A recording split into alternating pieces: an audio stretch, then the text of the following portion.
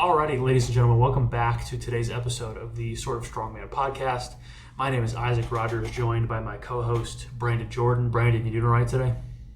I'm doing well. I'm less than 2 weeks out, and the anticipation is at its climax. Feeling it? Yeah, my spinal erectors are feeling it.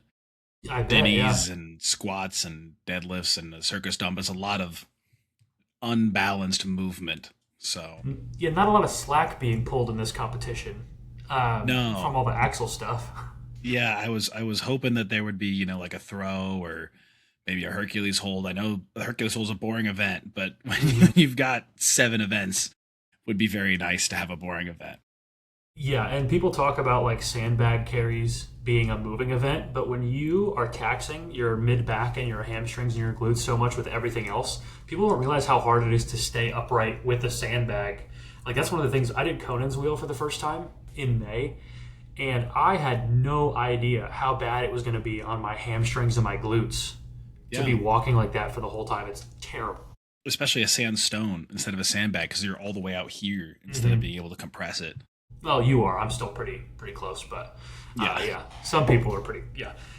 Anyway, we wanted to talk about a pretty exciting topic today. Something that is liability time, legal speak here. It's not official, but Strongest Man on Earth is allegedly coming back in 2027. Brian posted on the Shaw Classic Instagram page a picture of him, cute picture of him and his family at the same venue that they had Strongest Man on Earth for those last few years, and said August 2027, kind of like a coming soon sort of thing. No confirmation about Strongest Man on Earth, but it was on the Shaw Classic page, so everyone has kind of taken that as okay, he's thinking about bringing it back, and we wanted to just hop on and give some speculation about what we'd like to see. Number one, it's super exciting, super exciting. One of my favorite shows of all time. I love Strongest Man on Earth. One of the only strongman shows I've ever paid for a pay-per-view on. And we just wanted to get on here and give some of our thoughts on what we wanted to see, what we like about the competition previously, what we might change. So with that, any opening thoughts for you, Brandon? No, I think obviously if it does come back, that's the best news the strongman community will have until World's Strongest Man cancels the TV contract. Yeah. Um, and obviously there is the disclaimer there, but Brian's not the type of guy to post something that's that leading and then be like, actually, it's just Mhm. the amateur that's coming back. Ben Glasscock still doesn't get to do SMO. Give Ben Glasscock an automatic invite back to the Shaw Classic Amateur. That would just be mean. Yeah, Yeah.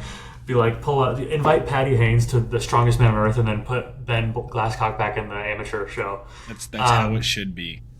Yeah, yeah.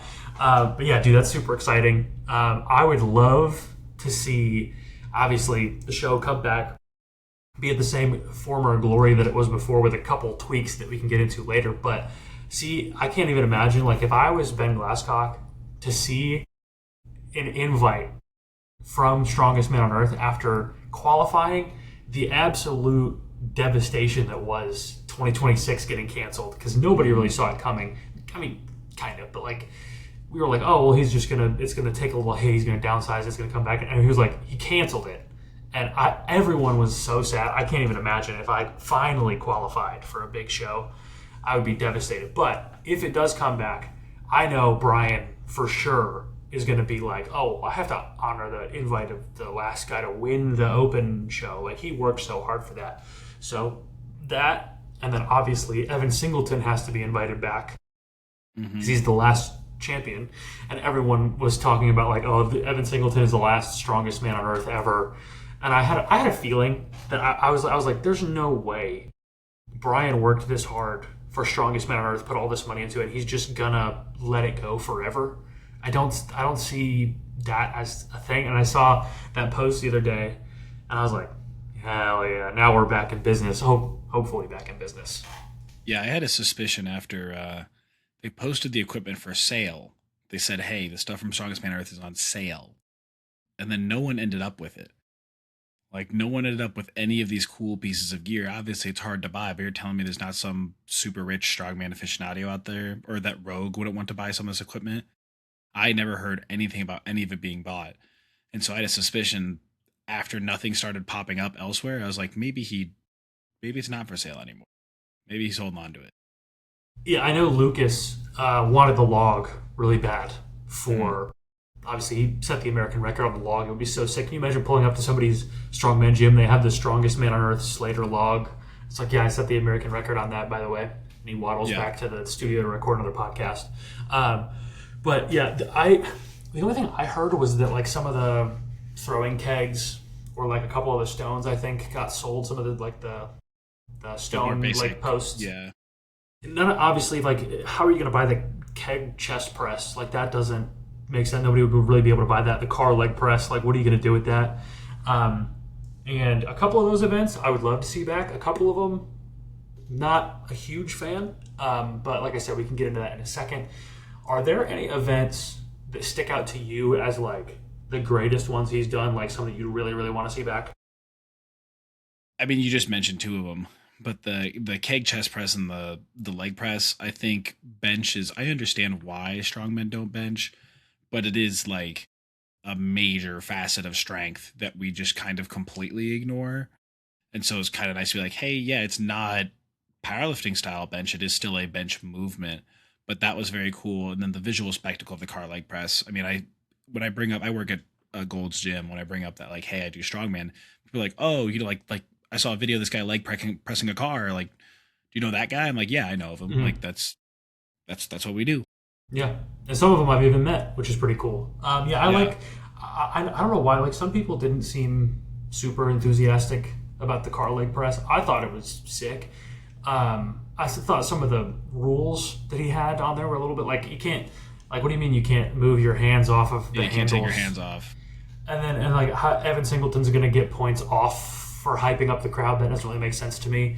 The thumb on the deadlift bar rule makes sense to me. I like that one because then you can't have like some guys with the size hands. I already have like pretty long hands for like my size. Going from this to this is genuinely an extra inch of pull. I've tried it before. It doesn't really work for me personally.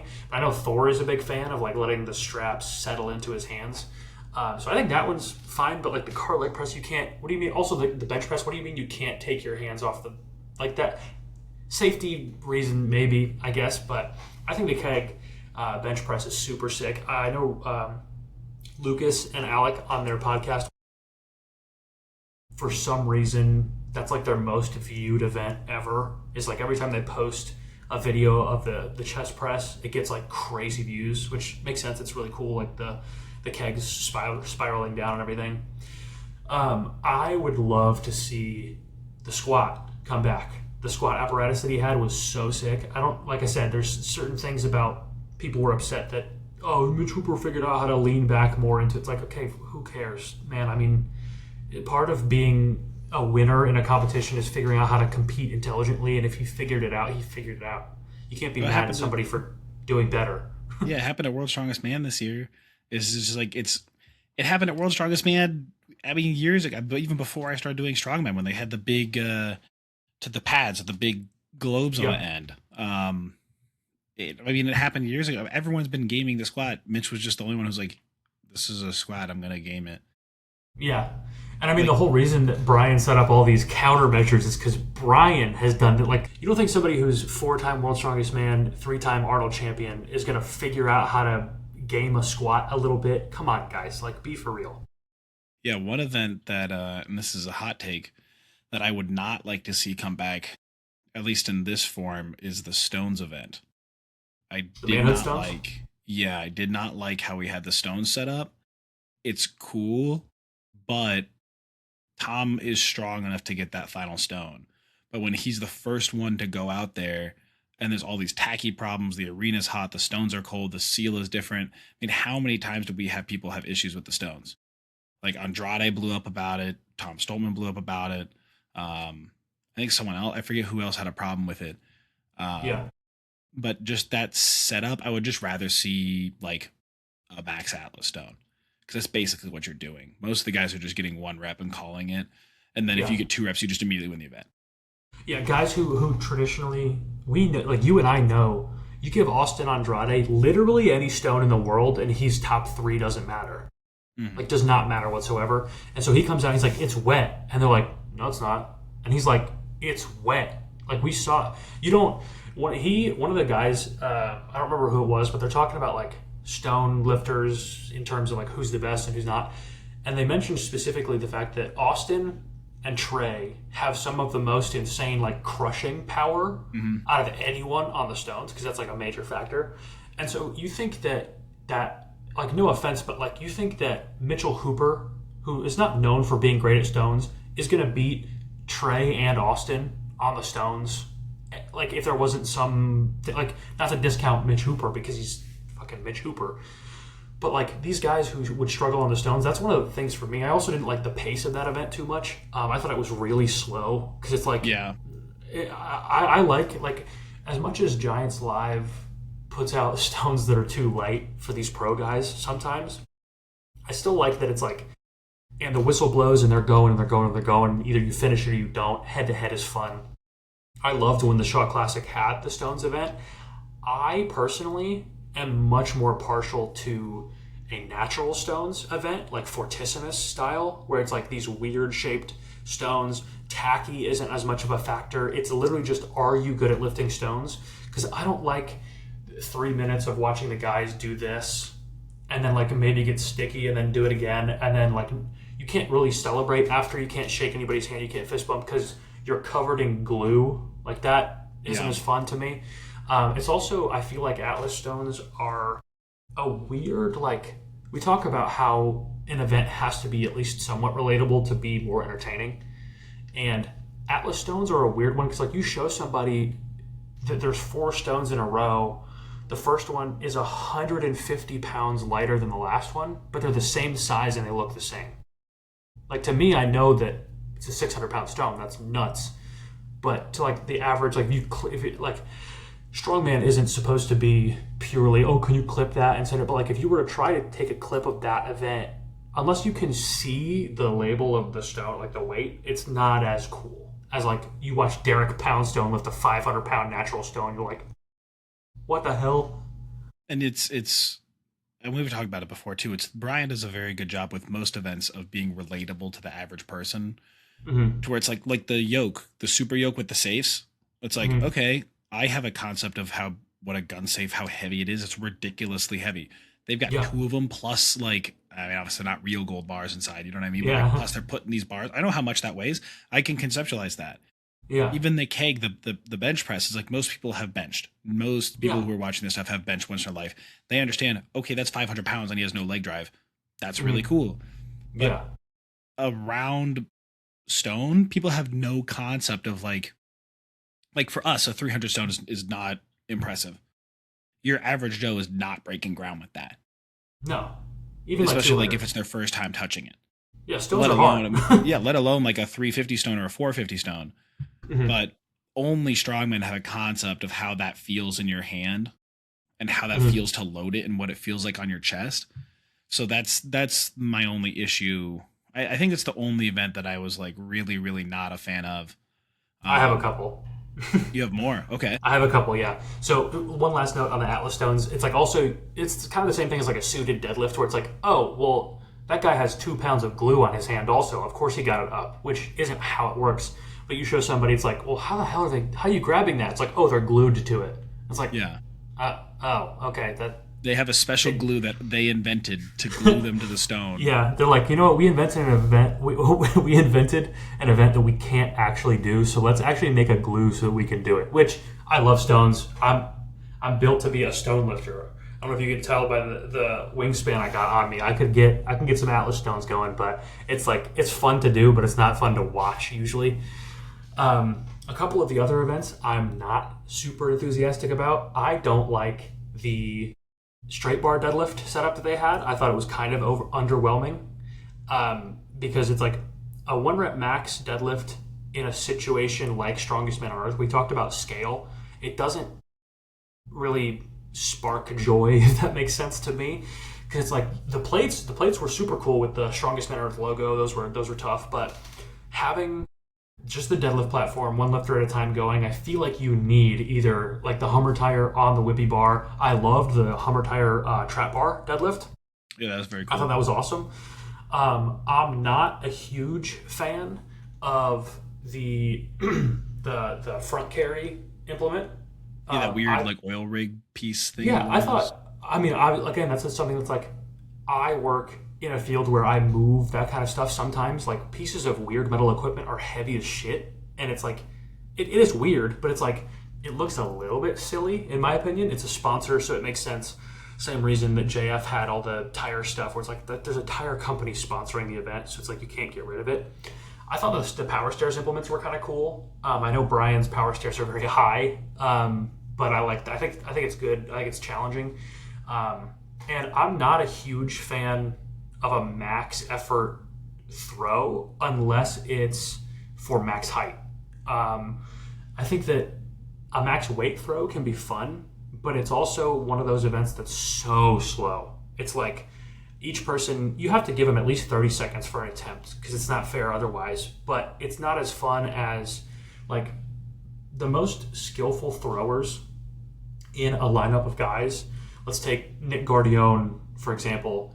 You put him against a bunch of other people who are throwing the same keg up to height. It's going to be cool, but it's like, oh, if he only gets 1 foot higher, that's not quite as entertaining as like, oh, if they're head to head and they're going bag for bag for bag, and then one guy gets all 5 bags before the other guy got 3 bags. That's like very fun. I like the fast paced sort of vibe to that. It's also bigger visually to have both guys going at the same time. So I don't think there's any event that is like bad, but there's some that's like not as entertaining in my opinion. I agree. The max height keg toss was super super cool. I mean, you still see that one getting clipped, and I do agree with you. I agree with you on the front carry implement.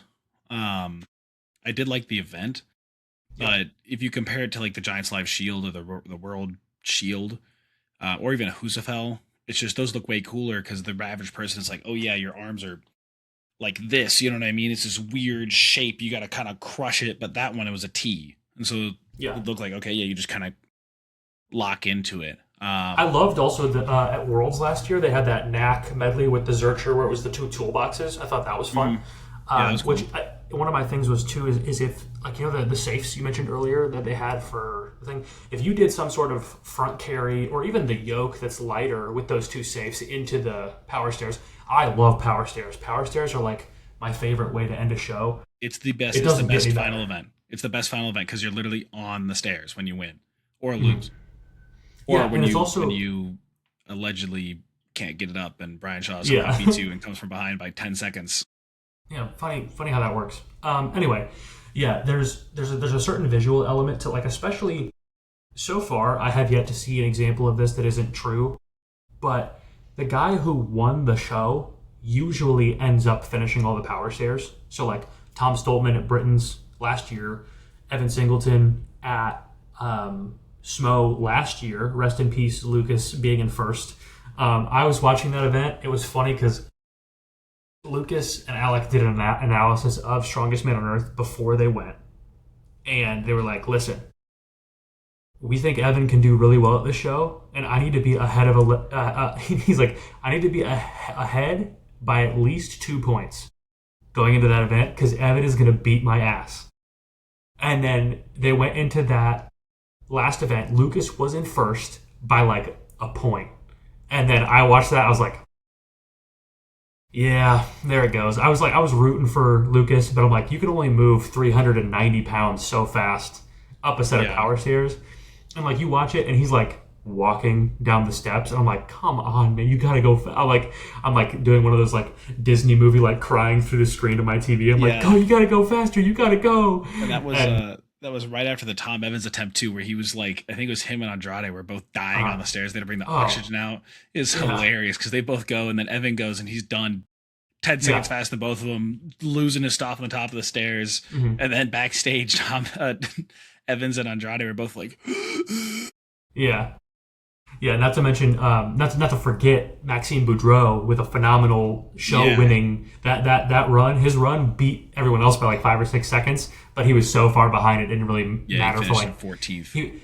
he is the reason that Evan beat Lucas because Actually, no, it was Bryce. Bryce was the reason that Evan beat Lucas because it was Evan, and then Lucas was only like 3 or 4 seconds behind Evan, but Bryce was right in the middle. Got And in the so middle, yeah. Bryce is the reason. Well, the real reason Lucas didn't win is because he missed the opening keg toss, but that's a different point. Yeah, that I love power stairs. I love the odd implement power stairs. I like even the ones he had before where it was the blocks, but like the handle moves. I think that's like Yeah, awesome, those like look a cool sick too. detail. Anything that you have to just be stronger to do, I think is awesome. But into going into a little bit of a different kind of aspect of the show that I think should be improved if they want to have better results than last time. The show was too big. Having the expo, having the arm wrestling, having all the weight classes, in my opinion, was a waste of money because yeah, you have sign up like cost from the weight classes and the open guys and everything. But if I was Brian, what I would do is focus all of my resources on the pro show and not necessarily building any new equipment, like using the equipment you have, getting all the people that you have to help. But like I wouldn't worry about the extra 2 days of having the arena because like I don't even like from what I understand, it would be effectively at least like 1.5 times the cost because I know on the weekend it's more expensive to book arenas and stuff. But like I wouldn't worry about the weight class show for now. Like I'm not saying weight class doesn't matter. I'm just saying for SMO, the weight class stuff doesn't matter because it's not bringing anything in. It's just a waste of time, in my opinion. Yeah. So And I think that's where I would start. weight class athletes have PSL already, which is exclusive to them. OSG is obviously very important too. The Arnold Pro Am is very important. So you've got three very large shows for all weight classes there. And then the Arnold, obviously none of them are qualifiers for anything. PSL, you get a pro card, you get paid. But I think Shaw Classic just went too big too fast. And the Expo just doesn't. The Arnold Expo works because it's been going on for 50, not 50, it's like 30 something years now.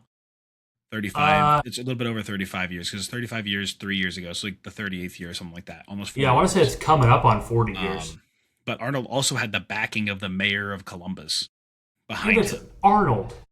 It's Yeah. Arnold. Like Brian is a legend in the strength community for sure, but you're not going bank account for bank account with Arnold.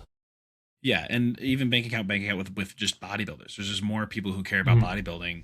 Like Mm-hmm. nationally, if you look at it's always interesting if you look at the prize pool for the open bodybuilders builders versus the classic bodybuilders. Because in Mm-hmm. the States, like CBUM is huge. Yeah. CBUM's massive in the States. But if you go internationally, people care about the open bodybuilders way more, and it's not close. Mm-hmm. Um, but even though like CBUM is more popular than Brian Shaw, I would say Oh that for yeah, sure. by And like by a lot. he's not even the most popular bodybuilder. Like he's not Mm-hmm. even close. I mean, Especially like at this point, somebody like Sam Sulek might even be more popular than Brian in the general yeah, lifting community. yeah, it's like the expo's cool. I support it. I support having have a space for the athletes to bring tents and sell merch and stuff like that. Mm-hmm. But you don't need Definitely. it for all like you don't need it for all 3 days. Like you don't need No. like Reno at Worlds. His merch booth was his wife with a duffel bag full of hats that they gave out for Mm-hmm. free, and Yeah. that's how Reno got his merch out there. Yeah, Um, I think that's something that definitely could be improved. I personally like we talked about the in the video we did about like what we like about certain shows. I think that the spectacle of Strongest Man on Earth was there. The way they organized it was sometimes like not really my taste, but I think they did a fine job with that. But yeah, I mean, I know that for the majority of the strongman community, even if Brian just brought it back into his garage and had the guys compete in there, people would watch watch. it, yeah, I'd watch. yeah, That'd I'd be watch fun. it. I know guys would compete in it still because it's like, hell yeah, I'll go compete in Brian Shaw's garage. Like that's Yeah, awesome. like Or give even if it me was a smaller venue, like that, it would still happen. yeah, just give it do it like the Arnold's where it's just like I mean the Arnold's has obviously there's weight class in our pro am, but just open men, open women, pro men, pro women. That's all I care about. Like, sorry, weight class athletes, you guys are important, but you guys have PSL. Like, that's I go watch you guys at PSL, Hmm. um, or OSG. Um, you don't need the whole expo thing. And honestly, I'm not. a pro athlete, so I can say this without any of my skin on the line. I'm fine if he cuts the prize money down. That doesn't increase as a viewer. That doesn't increase it a ton for me. To where it's like, dude, if you cut it down so that way you can give the women an equal cut as well, and then maybe like keep it. Obviously, it's still nice to have like, hey, this is the best paying show. That's part of the cool part of it. But but you're not beating Rogue right now. Yeah, and with 4 majors, with 4 majors, if you're good, you don't need the SMOE money. The SMOE money is just icing on top. With 4 majors, if you're winning all 4 in a year, like I don't think anybody's done all. Has Mitch done all 4 in a year? Yeah. Yeah, but he's the only one who did. No, because I don't think he did it in 1 year. He didn't beat. So Mitch was like a weird one where it's like he won Arnold's, Worlds, Rogue 2023, but Brian won. Yeah, Brian won that. He won 2023. He won Arnold's, Lost Worlds, SMOE, and then won SMOE and Rogue. Yeah, and he didn't do SMOE last year, which he would have won last year. Let's be completely honest with ourselves. Yeah, he was injured. I'm saying like he wouldn't have won in the condition that he was in if he was in a good mental state. Good Mitch would have been like. You think about. Side tangent just for a second. You think about the yoke. You think about the trap bar deadlift, the throw, all the arm over arm, the power stairs into the front carry into power stairs. Like he's not dropping points anywhere. No. In the log, he's still probably not top 5 at that show. Top half for sure. You don't think I think he could be top 5 at that show. I think obviously Trey, Lucas, Tom Evans, and. The fourth, I'd say he's probably fifth. Best. The 5th best log was a 202 kilogram log. That was 5th. Was best. It? Who was top 5? Because it would have been. It was Lucas and Trey, and then Tom Evans, and then Tom Stoltman 1 kilogram behind Evans, and then Andrade and Foytu tied at 202. I think Mitch fresh out the gate. Top 5, Mitch could have easily get top. I think he gets top 205. Yeah. Because I don't think he's beating. Because Tom Evans hit what, like 460? Whatever, 454. Okay, yeah. So I think Mitch might have even gotten top 3. He probably could have squeaked out top 3. Never mind on that. I shouldn't have said that at all. But trap bar deadlift, he definitely would have been up there. Trying to think of some of the other events. Even max yoke. I've got it up right now. I'll list it through. Trap bar deadlift. Yep. Super yoke. Yep. Chest press. Yep. Manhood stones, maybe. Top 5 again. Yeah. Cake toss, yep. Carry and hoist, yep. And then max log lift. Yeah. That's fine. That's a great show for Mr. Mitchell Hooper. I don't see any events where Evan blatantly beats him other than the throw. Yeah, I think Evan beats him on the throw. And the power stairs, probably. Yeah, the power stairs. Still, yeah, I think Evan beats him on the throw and the power stairs. Evan won the trap bar. Mm-hmm. He tied with Lucas on the trap bar. Yeah, I think maybe they tie with Mitch there. Mm-hmm. Now, I think healthy Thor in that mix. Thor wins that show over Mitch. Yeah, I've thought about this before. I don't know. Like I said, the stones. Yes, the Thor would win the stones. Stones, throw, power stairs. Yoke, they're going to be close because Thor was one of the guys that did that big Arnold yoke a long time ago. Yeah, the barrel, what was it? That one. Yeah, the only thing Thor loses points on is the log. And the chest press. But not enough on the either one. He would lose points to Mitch, but I think, again, it would be a situation where aside from the log and the chest press, he could win every other event. Yeah, but that's why I think it's just 2024. You just have 2024 SMO then, where Thor wins a bunch of the events, but like you just have a repeat of that. And all that Thor does is make sure nobody else can get second. Yes, and this is a very good segue into who we would like to see potentially. Yes. And number one, we mentioned him earlier. Number one for me is Ben Glasscock. I feel so bad for that guy. No, the real number one we want to see is Patty Haynes. Get it right. He has to be there. You don't understand. Yes. He has a good Instagram following. You can't have a show without Patty Haynes. Which, that's more side note, I like watching Patty's content. I don't know if you caught the first episode of Giant Problems. Yeah, it was the editing was so spectacular. Good. I don't know if they hired somebody for that or if somebody's doing it, but I think it's awesome. The little during the wheelchair race, not the wheelchair, but the power scooters, like the little 3, like the pixel art graphics, that was stellar. That was It's awesome. like the best strongman related content I've seen. I was gonna say since Strongest Man in History, but even I compared think to Strongest Man I in think History. Martine's for me was really, really good. Oh yeah, Strength Unknown is up Strength there. Unknown was That would be a great. fun video idea to rank like strongman media Strongman stuff. content. So Yeah. Strength Unknown, Strongest Man in History, Giant Problems. Once there's a few more episodes, but I thought it was awesome. I love Pat. Like people are getting confused. You don't blame the athlete for getting the invite and accepting it. If Rogue invited me, I would say yes. Yes. Yes. Like I that's would that's show what up. you do. And I also am a big fan of Patty Haynes because he and I lift the same. Is that we're good at fast moving events. We're good at stuff for reps. We're good at deadlifting, and our overhead presses suck. Yeah, I was gonna say So, same for me, but I'm also bad at deadlifting, so it doesn't really count. Yeah, but I think that yeah. I honestly wouldn't hate. Like, I know we were saying it jokingly, but I wouldn't hate to see Patty in Mhm. this next year, especially if we keep a 16-man lineup. I think Patty's Yeah. absolutely there with 16-man. Yeah, I'd say top 16.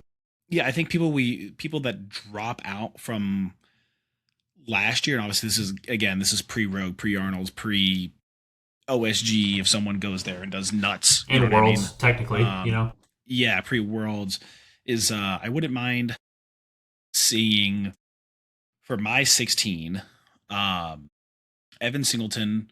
I'll use last year's rankings too to make it really quick and easy. Evan Singleton, Lucas Hatton, Thomas Evans, Austin Andrade, Bryce Johnson, Trey Mitchell, Tom Stoltman. I don't hmm know if Tristan Hoth has done enough yet. He did well at it last year, but that's because he's just a stout and sturdy guy. Yeah. I just want to see him do well in something else.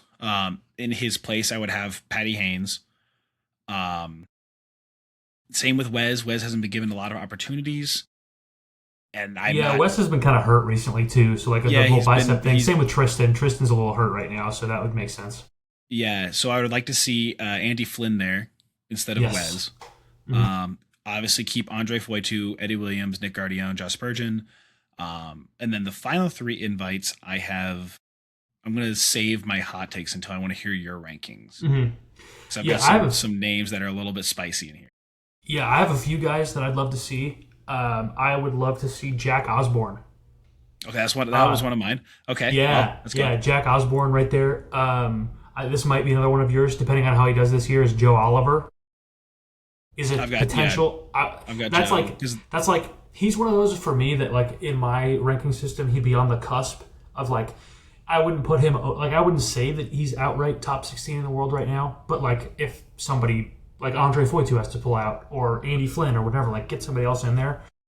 I think most of those guys, I can't really think of anyone off the top of my head that I wouldn't agree with you on there, other than Thor, which he's not in that lineup from last year. But Thor, if he's healthy, obviously Mitch, if he's healthy, like, duh. Yeah, I haven't said them. Obviously, they were. I forgot to mention them last. But for me, Jack Osborne was one of the. He was going to be the first one out, and then Joe Oliver's the last one in, as of right now. Yeah, Jack is killing it right now. Also, I don't know if you've seen. There's a guy from Ukraine named Ole Piplayak who has been doing some SCL stuff. He did a 250 kilo behind the neck push press on his Instagram the other day. And I could be slightly wrong with that. I know it was at least 240, but it was pretty easy. His deadlift isn't quite, he's like a 800 pound, 850 pound puller. Very strong. But like he's a static kind of guy. Like he's not a super movie like dynamic guy. He's he's like Andre Foytu type build. And then obviously you got to include Reno Nell, even if he's not the most strict power guy in the world. He's improving every show, so can't have a show without Reno. Obviously that's way more than 16 people, but you kind of got to consider not everyone's going to be healthy, so you got to throw out some names. I know guys like Tim Buck and James Jeffers would love to be considered in that lineup. Josh Pataka, if he's fully healthy, is also a very strong competitor. I would love, on the Australian side of things, somebody like BJ Stone would kill it at a show like Strongest Man on Earth. I mean, you put especially him in an overhead. Especially if there's no grip event. Yeah, which knowing Brian, there would be. But like you put him in any overhead event, some moving events, he's super fast, super strong overhead. Somebody like Jordan Osborne is also really, really good from Australia. I mean, Australia is a hotbed of crazy talent right now. But Yeah, I'd like to see Matthias Funiak too. mhm, Is that yeah, he was in a pretty tough group at Worlds, but he wasn't that like he got beat, but it wasn't mhm, by an egregious amount. You know what I mean? yeah. He was just kind of in like the newbie stomping group. Yeah, yeah. I mean, he holds his own. I mean, he held his own at OSG. Obviously, he was doing completely fine there. Like you said, Josh Spurgeon is a great pick. I can't, like I said, I can't really think of anyone else off the top of my head that hasn't been mentioned yet. I mean, guys like Levi Strong and Andrew Langelar are also like on the border of like Yeah, give them if they have time. one good performance, you gotta really Yeah, consider them. give them time because they have events that they could snatch. They're not going to be top five, but they're gonna have points here and there, especially if there's a throw or like Levi's good at moving events, that kind of stuff. So yeah, I think those are the guys that I can think of. I can't really think of any. Like I said, I'm racking my brain because I know that there's going to be some. I'm going to think about this after, and I'm going to be like, oh, I totally missed this guy, and this would be a very funny point for me to edit in me saying the name of a guy that I forgot. But I think that just about wraps up my thoughts on the matter for now. I know we both have some training to get to, so we're going to keep this episode kind of short and sweet for today. Any other thoughts off the top of your head? Not really. Just I'm excited. It'd be Mm-hmm. nice to have with pro sports as kind of a lull in the summer, which sucks Yeah. because there's no NFL, no NBA. Mm-hmm. Um, MLS is nice, but you know, Yeah. so it'd be nice to have something to look forward to in the dog days of summer Mm-hmm. because it's been a little bit slow without a major show this year. Yeah, yeah. It's always nice to see the guys prep. I mean, it's always nice to see guys get nice and big and fat for strongest man on earth, and then go and be out of breath for 3 days in a row because it's Hmm. 1,000 feet in the air. But yeah, like I said, I'm pretty sure that wraps up my thoughts. Thank you guys again for watching. We've been getting some pretty positive feedback on the show. If you guys have any other input on some more stuff you'd like to see, video ideas, topics, that kind of thing, I know I'd love to hear it. And I think that just about wraps things up for today. Anything else from you, Brandon? Nope. Have a good day, everybody. Alrighty.